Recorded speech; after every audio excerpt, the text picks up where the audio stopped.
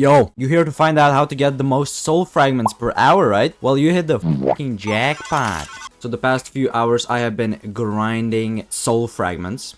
And I am so far up to 5 soul points. And basically halfway there to the 6th one. And it's actually pretty efficient and kind of fast to grind this. But of course you gotta know the, best way to do it. Now, of course, the methods that I'm using might not be the most efficient or the most effective maybe for you. But well, let's get into it. So first of all, how you actually want to maximize your SF is by maximizing your sin multiplier. The sin multiplier will literally multiply everything and give you like 3x more soul fragments, right? So you want to max that out. How you do that is when you're creating your character, make sure to click Abomination. Abomination will basically give you every single sin in the game that there is, and also it will give you an extra 40% more soul fragments. Now that does not mean that it will give you 1.4x soul fragments. Don't forget, it gives you every single sin in the game. So every single sin on top of the 40%, it will grant you 2.8x more soul fragments.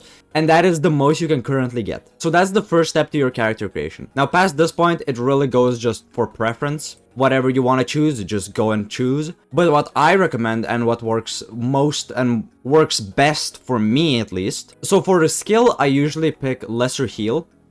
Because, a heal, it'll heal everyone in the team as well. It is more than just a solo skill. You can actually help your team a lot. And so, one, it'll make your runs faster, aka giving you more soul fragments per hour. And two, this is probably the best value skill that you can actually select. Because the other skills are kind of poo-poo. Most of the skills you can select will probably be like 2 M1s worth of damage. So it's really not worth it at all. I mean, I think the Ice Clone is also pretty good. Because you can kind of like, the enemies can aggro it. But I've never tried it. So I don't really know if what I'm saying is correct. Alright, so the race. What race should you pick for Abomination? Again, it comes to preference, what you like. But what I would recommend and what works most for me is either the spider or the cat. Now, I am more on the spider side because I really like the stun that you can give. I find it very useful for bosses because one, I have saved my teammates multiple times using it for one, aggroing, and two, actually just stunning them so they can have time to run away. I have saved myself using it as well by